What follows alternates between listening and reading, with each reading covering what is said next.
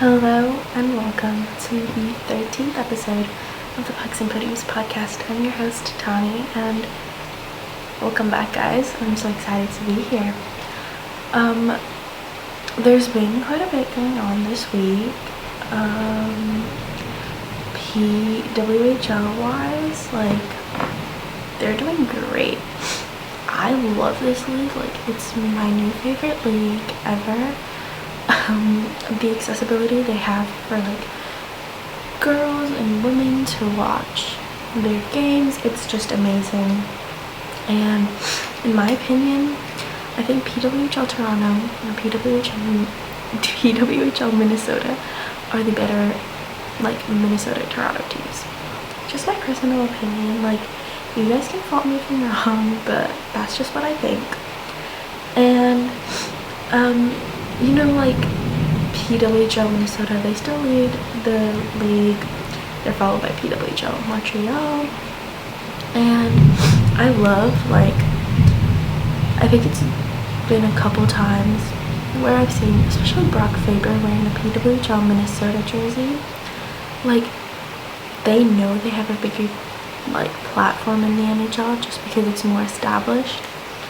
So, I'm loving the support. The Montreal Canadiens, they wore the PWHL Montreal jersey, and I love the PWHL Montreal jersey. The colors work well together, the dark brown with the cream kind of color. I love the purple for Minnesota, but I really love the teal blue that PWHL New York has in their jersey. I think that's really, that's my favorite. I know I said Montreal's my favorite, but that color for PWHL New York, it really pops out. I think it's beautiful. Obviously Toronto is blue. That's the color I associate Toronto sports with. It's blue. The Leafs are blue. PWHL Toronto is blue. We got the Toronto Blue Jays. Blue is Toronto's color.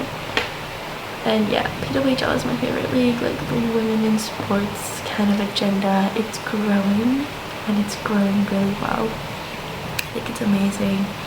Speaking about women, NHL All-Star Games, head coaches announced Tate mcare. Oh my gosh, I'm loving it.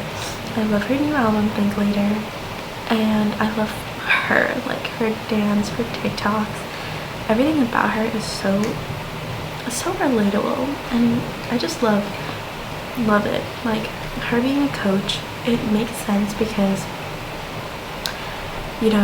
she grew up in a hockey family. She knows hockey. Her brothers play hockey, so it's not really out of the blue for her to be this coach. And she's an ambassador, and she's with Nathan McKinnon and mcare.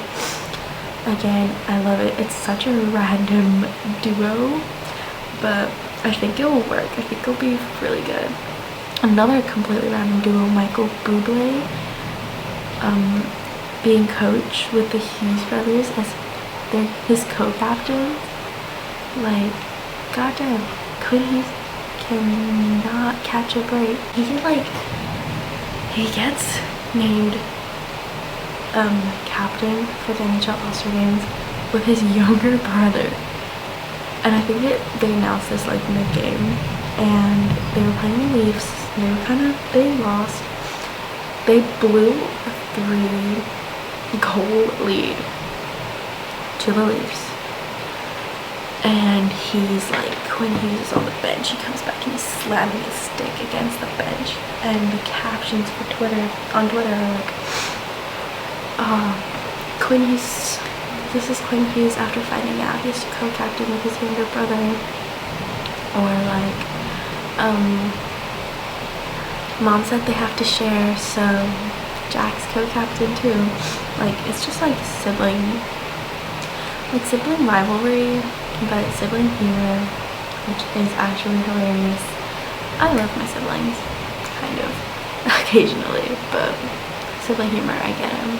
I mean, I'm a middle child, so I'm more like Jack, but I still get Quinn. I understand. And of course you've got Justin Bieber. They're in Toronto. They gotta get Justin Bieber. He's like the biggest Leafs fan.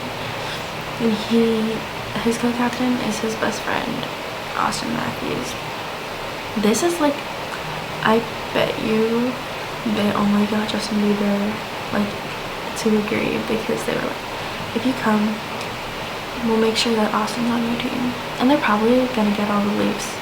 Like, they got Mitch Marner, William Nylander, and Morgan Riley, Tessa Virtue's husband, who are going for the All-Star games, so they're probably gonna like be on the same team. Who knows? Of course. And then finally we've got Will Arnett. I'm not gonna lie, I have no clue who Will Arnett is.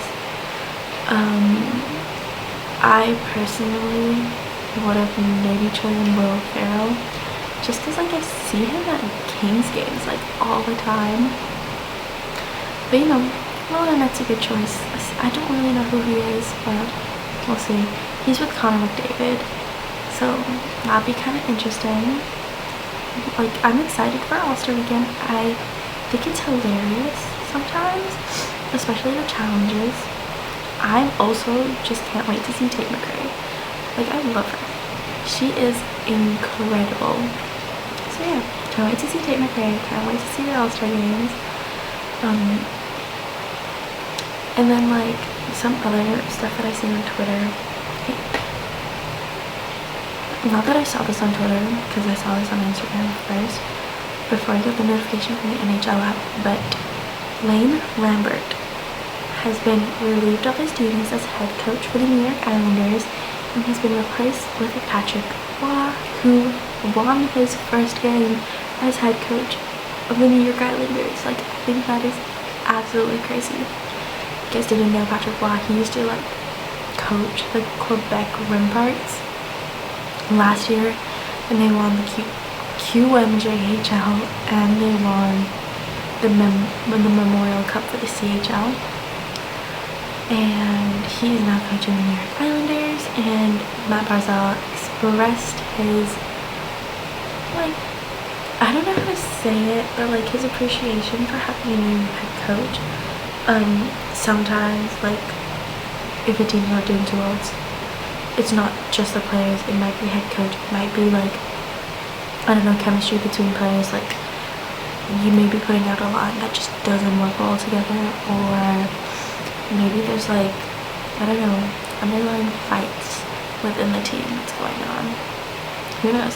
There's so many factors that can go into like why a team's not doing well.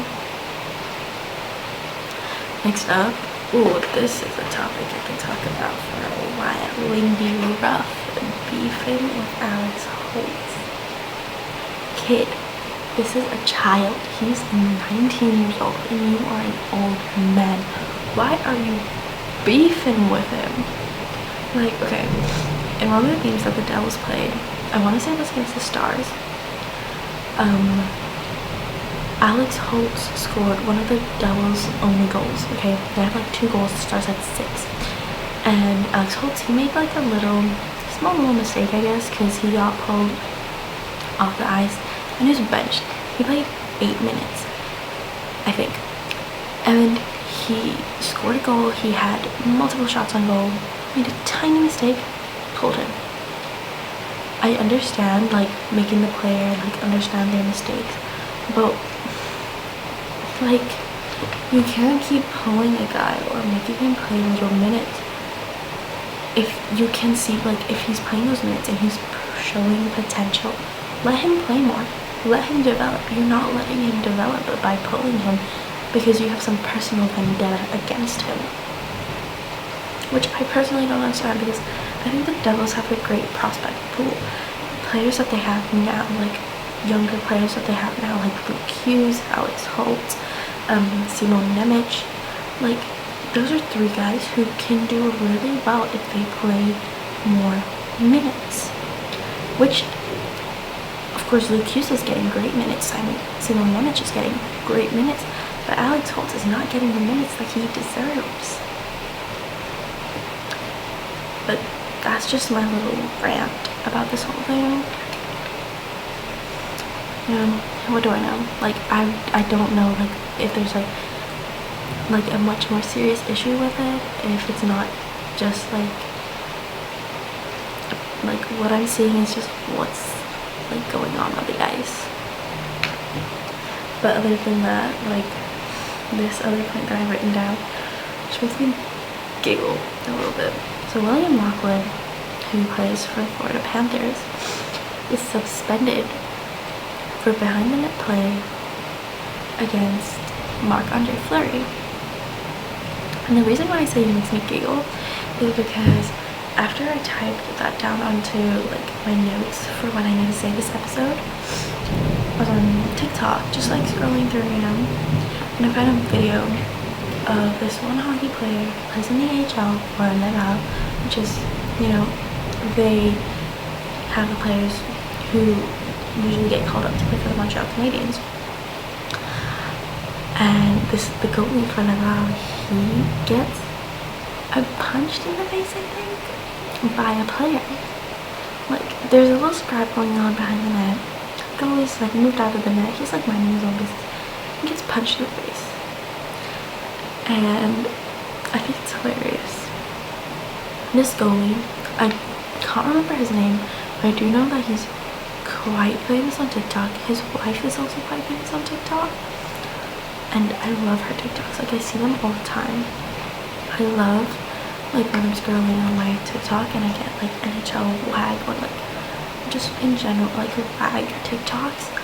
Because some of them are actually hilarious. Like, another player whose girlfriend's TikToks that I get a lot of is Magnus Kerna, who is a goalie for the San Jose Barracuda.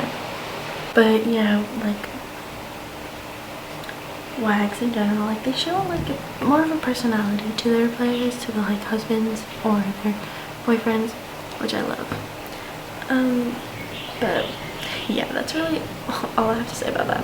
I also love PWHL players TikToks, like Emma Malte and I think it's Emily Clark and Sarah Nurse. I love Sarah Nurse, like, I just love her. Next, like, other news, like, Boston leads the Atlantic Division. New York Rangers, they lead the Metro. The Jets, which is a team that I forget about a lot, they lead the Central. And your Vancouver Canucks lead the Pacific Division. And also, PSA, your Vancouver Canucks lead the league. I think they got 72 points, 62 points. But yeah, otherwise, for some CHL stuff, the London Knights, they have a 14-game win streak. The Saskatoon Blades and the Cougars, I don't know who the Cougars are, but the Cougars have a 30-win streak this season. Yeah. Moving on from that, you've got, yeah, some Formula One news. Apparently, McLaren livery is releasing on the 14th of February, which I'm confused about. So what did they post? Like, what was the whole whatever it takes, like, reputation era style, like, release? What was that all about? But I don't know, that's like the only F1 that I've seen, and it's kind of freaking me out. Like, I don't know what to expect. I'm kind of scared, but that's alright. Like, F1 Academy, Maya from Prema, she's a Ferrari, she's part of Ferrari Driver Academy. She joins Prema to complete their lineup for 2024. Chloe Chambers is to drive with Haas. Dorian Pin has joined the Mercedes Junior program. And the first race for the F1 Academy season is from the 7th to 9th of March in Jeddah. I haven't, like last season for F1 Academy, I wasn't able to find all their races. But I'm gonna try this year to like consistently watch them. I did manage to catch a few. Obviously I got like clips from their F1 Academy account, but I'd like to sit and watch a full race. Like with F1, it's so obvious who's gonna win. Like you already know Max Verstappen's gonna win that race, and like that's why I kind of preferred and like started watching F2 a bit more, because like it literally could be anyone's race. Like someone who started P2, they can win, or like championship battle can be like literally you can go crazy. So that's why I kind of started watching F2 a bit more. Like I just prefer it over F1. But like talking about F2, Victor Martins is to stay with ART. I can't wait to see him in Ollie Behrman battle it out a bit more. And then Rafael Villa Gomez is driving with Vans MS4. There's not much motorsport news this time. But yeah, hopefully next week there might be more. There may be like a few more library release dates. I know Alpine's got the pink camel thing going on, which I'm excited for. But yeah, thank you for watching this week's episode. Bye!